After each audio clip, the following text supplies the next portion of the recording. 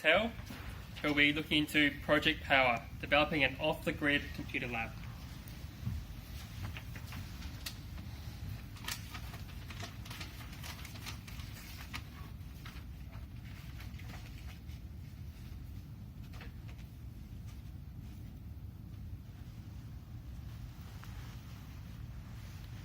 Good evening, everyone. I'm here to present on Project Power. I'll be presenting who, what, why, when, and how of this project. The project scope is how can we provide a low-cost but quality, easy to use renewable standalone power solution to remote communities in developing countries. If you want to go fast, go alone. If you want to go far, go together. The engagement model is university students such as myself and Stefan in audience, working together with industry partners Off-Grid Energy, Tindo Solar, and Vitron Energy. Also working with NGO partners in Hus, Cambodia, and local community in Cambodia. We're collaborating with Off-Grid Energy, Tindo Solar, Hus, Cambodia, Co-Good Australia, and Vitron Energy. Whereas Tindo Solar is donating all the solar panels, Vitron Energy is donating inverter, charge controller, and smart displays, and remaining components are donated by Off-Grid Energy.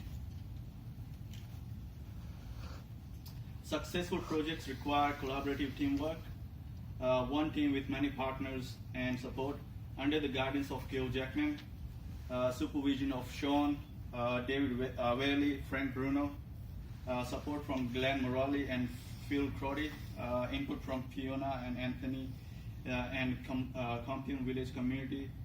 Project Power is possible. In Australia, we have first world problems. We take for granted access to power. We believe it is a crisis when we lose access to that power.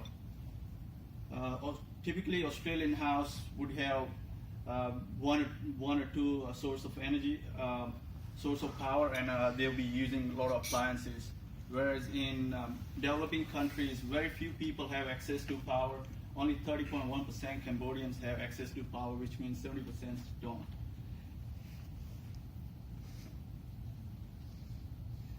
This picture shows that typical house in Cambodia with no power.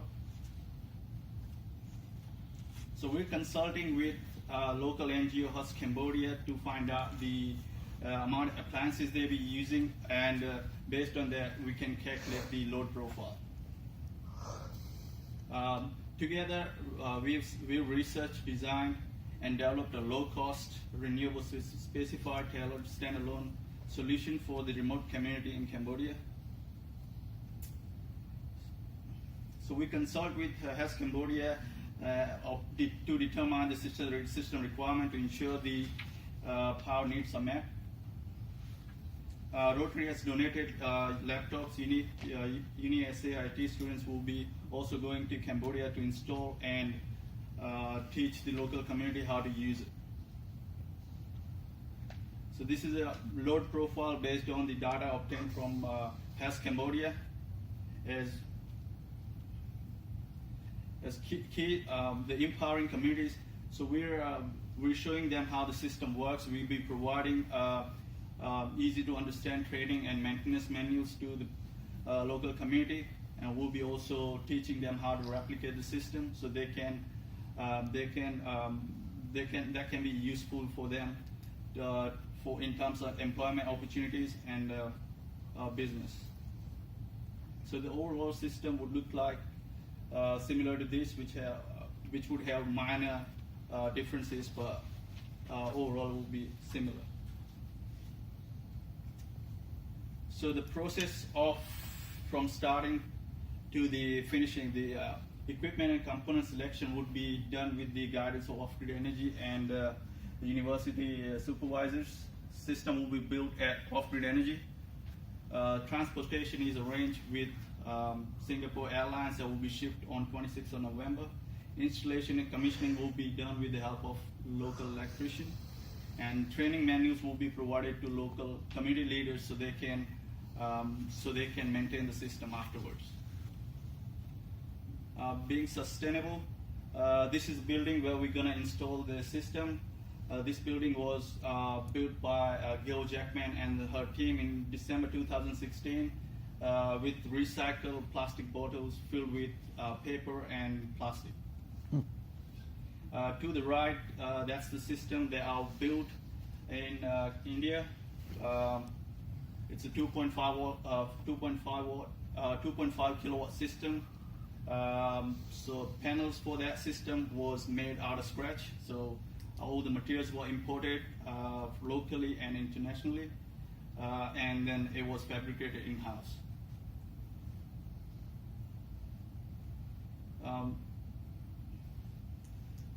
Myself and Stefan commenced engineering intensive research project in March 2017. We'll be going to Cambodia on 26th of November, and then we'll be returning to Australia on 10th of December. This system would have a major impact on children's life over there. They'll be able to access to computer lab, and they could have potential to increase their knowledge around education. So you guys can help us raise funds for off-grid energy. Together we can multiply the impact. As Gandhi said, be the change you want to see in the world. Any questions?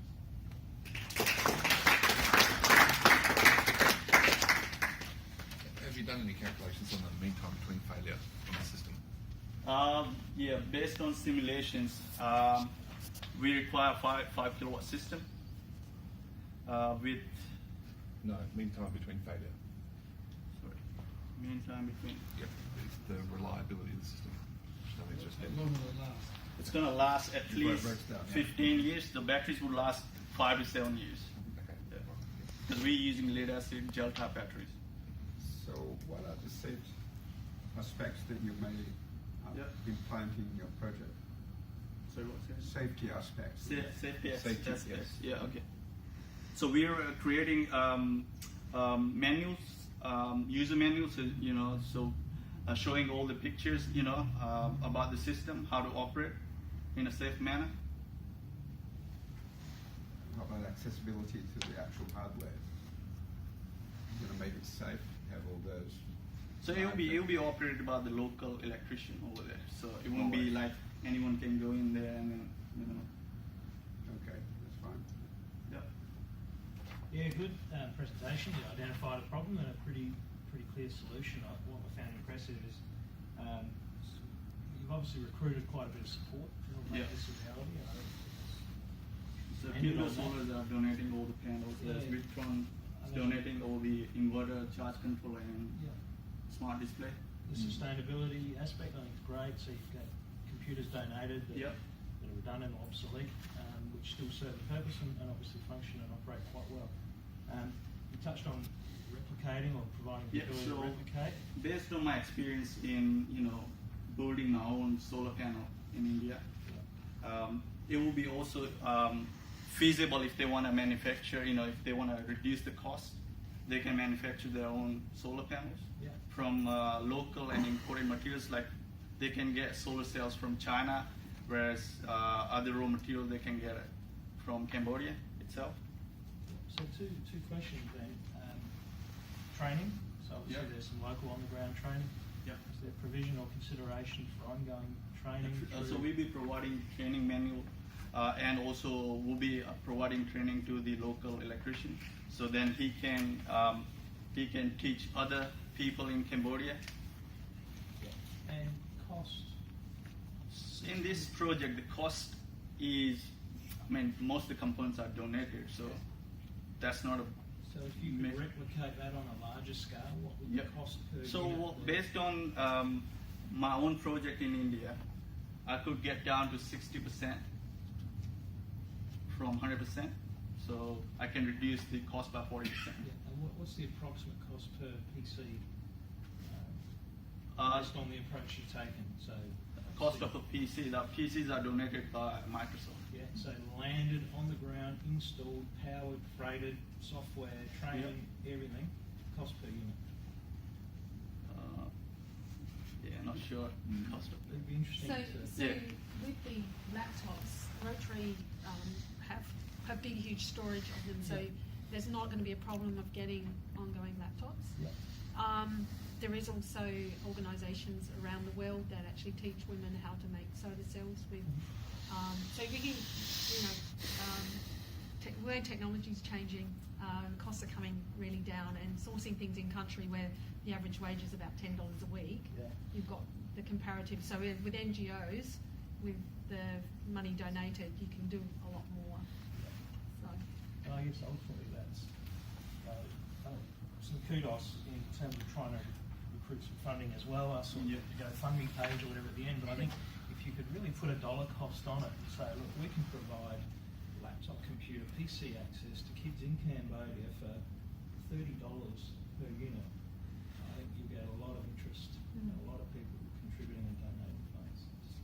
We should have a meeting. Possibly, yeah. Plan it out.